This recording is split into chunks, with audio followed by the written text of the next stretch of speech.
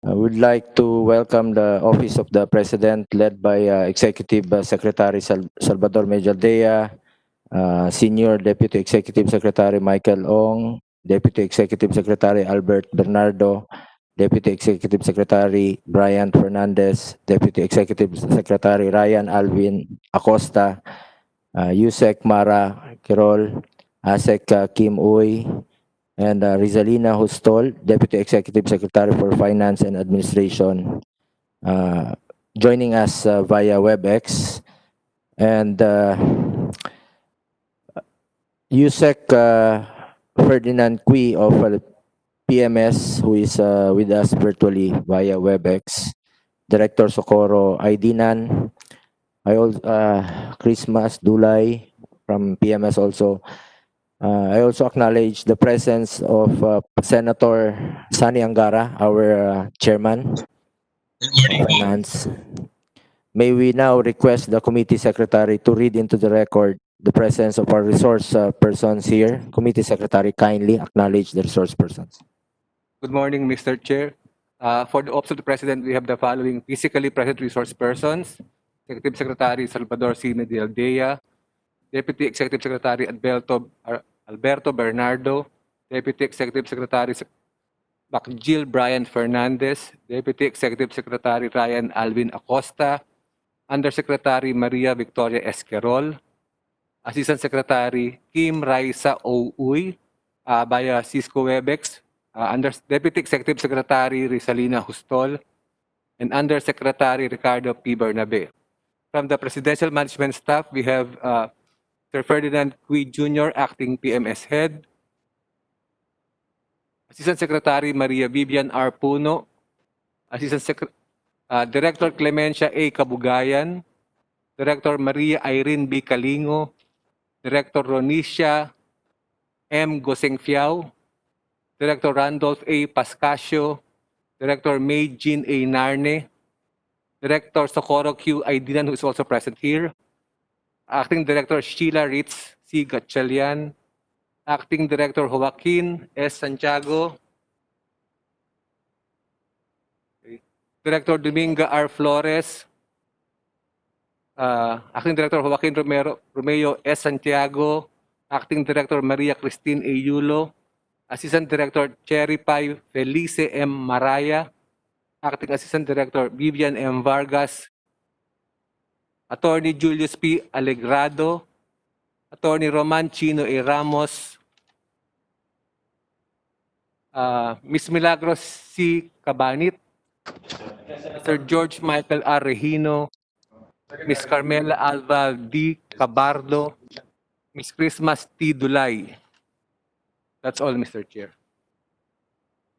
Thank you, Comsec. We are here for the briefing of the budgets of Office of the President and Presidential Management Staff. Let me begin my brief statement with an excerpt from Winston Churchill. We shall defend our island, whatever the cost may be. We shall fight on the beaches. We shall fight on the landing grounds. We shall fight in the fields and in the streets. We shall fight in the hills. We shall never surrender. This was said by Churchill to the House of Commons during the Battle of France. In these trying times and the prospect of an uncertain future, this is my clarion call to each and every one of us. We must never surrender. We should relentlessly fight and defend our country in the war against our invisible enemy. President Rodrigo Duterte, with the help of the Office of the President, Office of the Executive Secretary, and the Presidential Management Staff, has been working round the clock in order for us to win this war. Experts noted that the number of COVID-19 cases is on a downward trend. They reported that the number of COVID cases in the country decreased to 2,005 new cases per day, and that the new cases in the epicenter of the pandemic, the Metro Manila, decreased to less than 1,000 new cases per day. This is a welcome development, but we must not be complacent. Let us follow the IATF guidelines and observe health protocols in order for our country to heal and recover. I am certain that with the leadership of our President Duterte and by applying a whole of nation approach in the war against COVID-19, our nation will be able to defeat this virus. In addition, President Duterte has continued to remain true to his promise to the Filipino nation that he will eradicate corruption, illegal drugs, and criminality in the country. As head of state, the President plays a central role in the national security management, which involves the exercise of functions and the implementation of programs fueled by the Confidential and Intelligence Fund. I assure you that the President's primordial concern is the welfare of the Filipino, which is why I have full faith and confidence that the President exercises the use of said fund judiciously. These funds are vital in maintaining peace and order of the nation, which is why the crime rate in the country has significantly decreased since his assumption of office. The President also called on the Senate and the House to pass a measure which will curb red tape and prevent corruption. Together with my colleagues in the Senate, we authored the Senate Bill 1844, which authorizes the President to expedite the processing of permits, licenses, and certifications. As I have said before, this measure is important as this could help our economy recover from what the pandemic has brought upon us. This has been a problem in our country since time immemorial. Permits, licenses, and certifications take 1 month before being processed, even 3 months. Pinapatulog po sa lamesa hanggang makalimutan na lang po. At hindi ko po maintindihan bakit po pinapatulog. So, merong anomalya dyan pag sinasadyang pinapatagal yung papeles.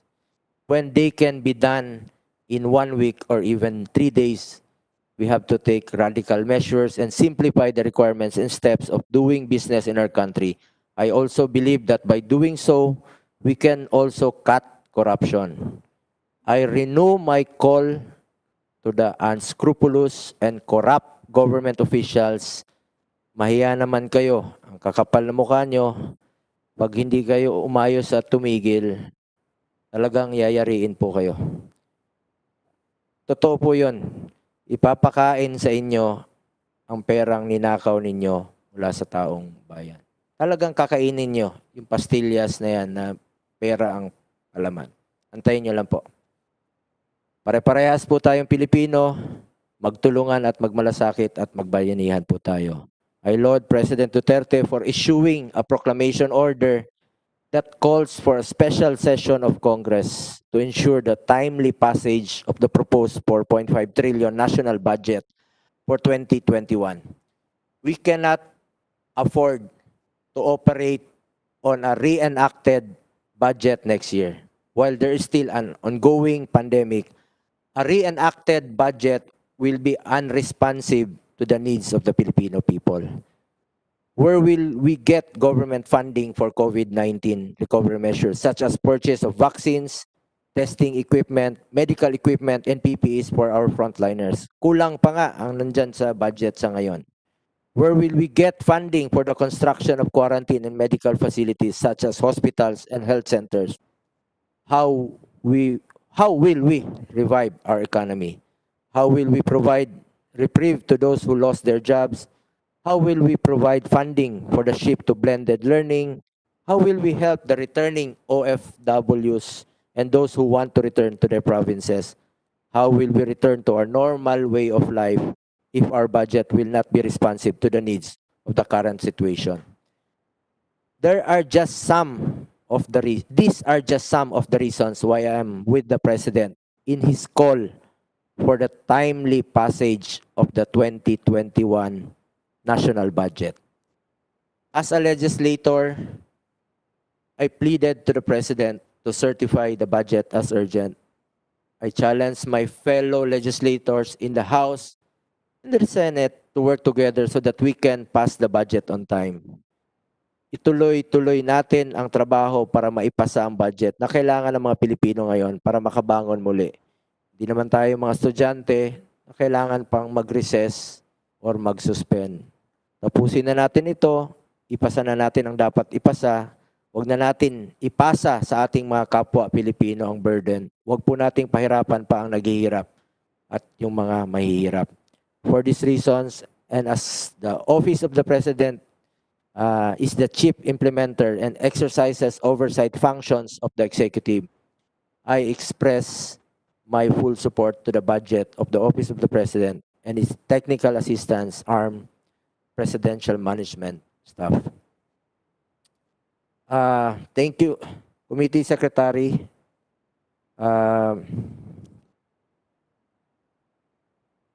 To start off, we will hear the budget presentations of OP and PMS, and then our questions will follow after the presentations. Let us hear first the presentation of the Office of the President. Go ahead, the Executive Secretary, Medjaldea.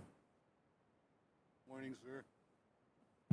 Before I begin with my opening statement, please allow me to convey my appreciation and that of the Office of the President for the assuring words of the members of the Senate, including the Senate President himself, that the Senate will work for the timely passage of the 2021 budget.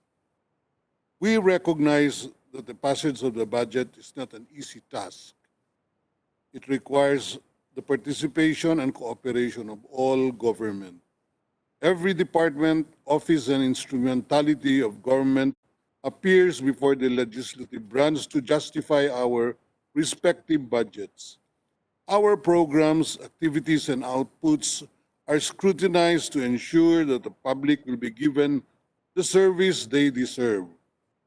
Going over the items line by line is tedious and requires much resolve. And we all know what the statement, "we will work for the timely passage of the budget with the Colatilia as humanly possible," really means pamorningan na naman tayong lahat nito. But that should be expected. As the President himself said, we are all here to serve and we must do it well because it is what the Filipino people deserve. Before I proceed with the presentation of the 2021 proposed budget for the Office of the President, sir, may I? Go ahead, Secretary Medjaldea. Sir. Chairman Christopher Lawrence Go, Vice Chairman, Finance Committee members of the committee, fellow public servants, good morning. The Office of the President appears before this honorable committee to present our proposed budget for the fiscal year 2021. The Office of the President provides administrative, advisory, consultative, and other support services to the President that enables him to effectively perform his duties as Chief Executive. OP aims to be an exemplary and dynamic organization composed of dedicated, competent, and professional civil servants worthy of the trust and confidence reposed on them by the President and the Filipino people. The proposed budget of the Office of the President for the fiscal year 2021 amounts to 8,238,000,000 pesos and 691,000 pesos. OP's proposed budget was formulated based on directives, policies, and priorities of the President and the tools necessary to achieve them. With the permission of the Honorable Chairman, the Deputy Executive Secretary for Finance and Administration, Rizalina Hustol, will proceed with the office budget presentation.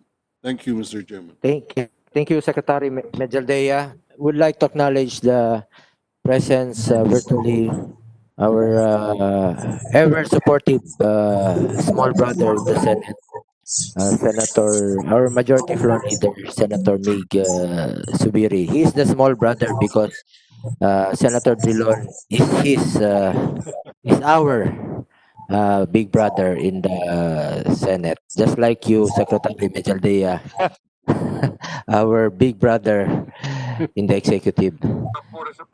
Thank, Go ahead, thank you, Senbong. Deputy. Senbong, Yes, sir. Go ahead. with the permission, Senbong, of the group, I just have one question to ask OP kasi nasa DA din ako nakasalang. Secretary Dar is also, I'm asking Secretary Dar a question.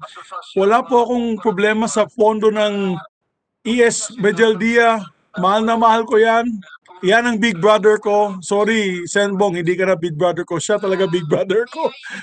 But maybe, may I Kayo ask naman lang, po aking older brother kasi ES, white hair na kayo. better white hair, boss, than no hair. Pero at least, pero okay lang, boss. Aabot din tayo dyan. But may request lang po ako, yes, yung ating emergency powers for the ease of doing business, baka pwede po natin ma-certify yun. Kasi ipapasa sana namin ni Senbong and the rest of the team this week. So, we'll give you, we sent a copy to your office. This is very good for the President. Ito po yung hinihingi niya na kasama po ni SP Soto. Hopefully, we can work out the emergency powers. Yun lang po, and I fully support the budget of the OP. Baka pwede pang dagdagan. Thank you po. Salamat sa dagdag at we will act on your request, sir. Thank you. Thank you, Thank you po, Senator thank you po, Zubiri. yes. Thank you po, Senbong, Yes, thank you. assured us na i-certify niya sa urgent po yung ating Senate bill. Thank you, Senator Salamat po. Zubiri. Regards to all from OP. Regards to the OP. Despa Ustol, you may proceed. Good morning po, sir. The budget of the Office of the President. I will be now presenting the budget of the Office of the President as mentioned by the Executive Secretary of 8.239 billion, inclusive of the provisions for the retirement and life insurance premium. So we have the personal services of 1.1 billion or equivalent to 13.53% of the total budget. The maintenance and operating expenses of 6.4 billion or 79.29% of the total budget, a capital outlay of 590,952 or 7.72%, the retirement and life insurance premiums of 52,132, and the pension of the ex-president of 480,000. Total of 8.2 billion budget po of the Office of the President. The difference the increase po ng the increase of the personal services, which is 3.42%.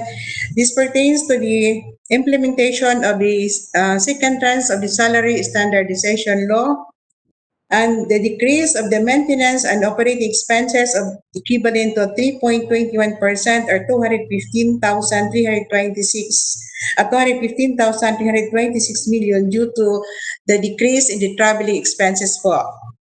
And the increase of capital outlay, or shall we say the total capital outlay provided for this year is only 590 million. This will be used for the land acquisition of the Lapral Mansion. That's all, Your Honor. The budget of the President. Thank you, Despa Ustol. ES Medjaldea. Tapos na po sa OP. Thank you. We shall now hear the presentation of the Presidential Management Staff. Yusek Outlay or Asek Encabos. Kayo po magpipresenta? Good morning, Mr. Chairman. For our presentation, we have our director, Bob Cookie, for the budget. Musta na yung mga LSI mo? So far, so good, Mr. Chairman. We're very successful naman po in the send-off of our LSIs, and we are very much supported by the Office of the President and the receiving LGUs, as well as your officer and the Office of ES. And we are also supported with the different agencies at that. So as of now, Mr. Chairman, we were able to successfully send off close to 18,000 LSIs coming from Manila to the different LGUs.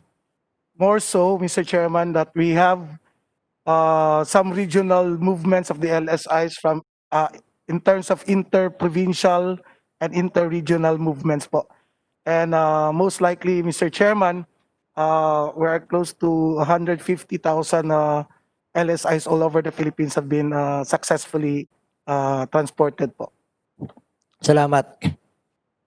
Pakisigurado lang po na nasusunod yung mga health and quarantine protocols, lalong-lalo na po sa receiving LGUs na tanggap talaga nila. Sa totoo lang po, kawawa talaga yung Pilipino. Kesa naman na nandyan lang po sa tabi ng sidewalk, nag-aantay ng tulong.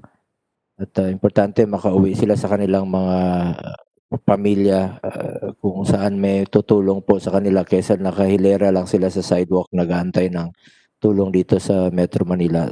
Tulungan na lang natin silang makauwi. Kawawa talaga yung Pilipino sa panahong to. Thank you, Mr. Chairman. With regards to your statement, sir, we are compliant to the IATF guidelines as well as to the instructions of the ES to secure an acceptance letter from the different receiving LGUs in order to achieve and complete a smooth send-off and receiving of the LSIs upon their arrival, sir. Salamat. Kawawa talaga, mga Pilipino rin naman yan. Anyway, you may continue. Please proceed with your presentation. I'll give the floor now to Yusek Kui, Mr. Chairman. Go ahead, Yusekwi. Good noon. Good noon, Mr. Chairman.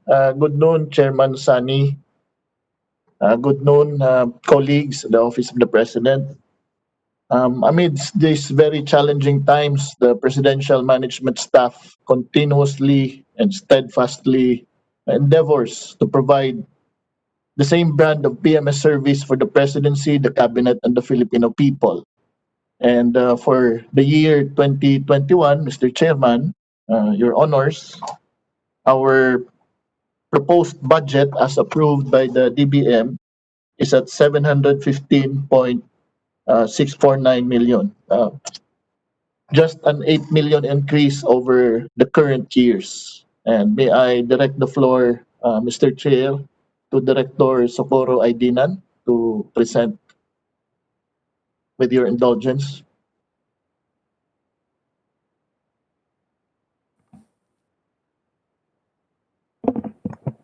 Go ahead. Good noon, honorable members of the Senate Finance Committee, chaired by Senator Sani Angara, Vice Chair Senator Christopher Lawrence Go, and other senators who are here online virtually. May also acknowledge the officials of the Office of the President and the Presidential Management Staff.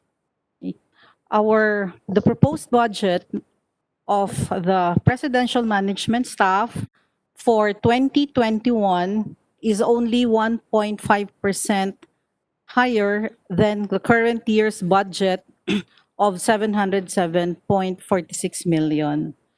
For the personnel services, the proposed budget of 309.855 million is higher by 3.4% or 10.19 million than the current year's PS budget of 299.664 million. This increase is due to the implementation of the second tranche of the Salary Standardization Law of 2019 and the provision of retirement benefits of mandatory retirees. The total PS budget will fund the salaries and compensation of 274 permanent and 101 contractual positions. For MOOE, the proposed budget of 304.279 million is lower by 9.37% or 31.465 million than the current year's budget of 335.744 million. This decrease is due to the reduction in travel requirements, supplies, and repairs given the new normal, and the reduction of rent expenses. Okay, for capital outlay, the proposed budget of 101.515 million is higher by 40.72% or 29.377 million than the current year's capital outlay budget of 72.138 million. This increase is due to the provision of office systems and equipment, furniture and fixtures, ICT equipment, software, and internet requirements for the OPPMS integrated operations and service continuity sites nationwide. Also called the IOSC sites, these are established to enhance interagency collaboration at the regional and local levels for effective program and project implementation and to ensure continuity in PMS operations given the 21st century's new normal and in the event of major disaster in Metro Manila. Next slide, please. Our proposed budget of 715.649 million shall support the agency's continued focus and commitment to its mandate of providing staff assistance in the presidential exercise of overall management of the development process. This will also support our vision to be a pillar of excellence and a resilient learning institution empowered by highly competent public servants dedicated to serving the presidency towards the betterment of the Filipino people. Our budget shall support the delivery of our three major final outputs, or MFOs, namely, 1. Provision of decision inputs for the presidency and the conduct of policy research and complete staff work in support of the President's priority programs and projects. 2. Monitoring and evaluation and facilitation work on presidential directives, priority programs and projects. And 3. Management of presidential engagements and provision of secretariat support to the cabinet.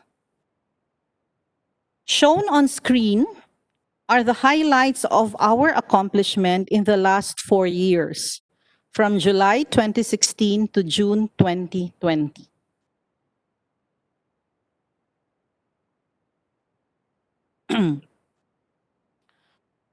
Next slide, please. Per allotment class, the PMS budget is allocated as follows. 43.3% or 309.855 million goes to personnel services, 42.52% or 304.27 million is for MOOE, and 14.18% or 101.515 million is for capital outlay. Our last slide is about an article released by the Philippine News Agency on September 7, citing that the PMS is one of the 15 OP-attached agencies that garnered the highest audit rating for 2019. This means that the COA rendered an unqualified opinion for PMS, and this is considered the best mark a government agency can receive from the Commission on Audit. Your Honors, this ends our presentation. Thank you very much. Thank you, Ma'am Cookie na lang, sir. Cookie. We shall now go on with our questions. To have an orderly discussion, we will allow questions from my fellow senators by order of login here in WebEx. First is Senator Angara. May we acknowledge the presence of Senator Amy Marcos? Let's start now with the Senator Angara. Chairman Angara. Thank you, Mr. Chairman. Good morning. Good afternoon na pala sa lahat ng kasamahan natin. And to ES Bingbong, Medjaldea and his team, and the hardworking men and women of the OP and PMS. I have no questions, Mr. Chairman. I'm just here to support, and I'd like to associate myself with your introductory statement earlier. And I concur that the pandemic, COVID-19, has placed added demands on chief executives and their staff. It's made it very difficult to respond in real time. And of course, we in the legislative are here to support, as we did in Bayanihan 1 and Bayanihan 2. And if there is added support needed, of course, we will be very supportive, Mr. Chairman. So once again, we'd also like to reiterate that the debates on the OP and PMS have traditionally been very swift, and if there are no other questions, eventually we would like to move for the termination and the elevation of the budget of the OP and PMS to the plenary with favorable recommendation and possible augmentation at the proper time, Mr. Chairman. Thank you very much.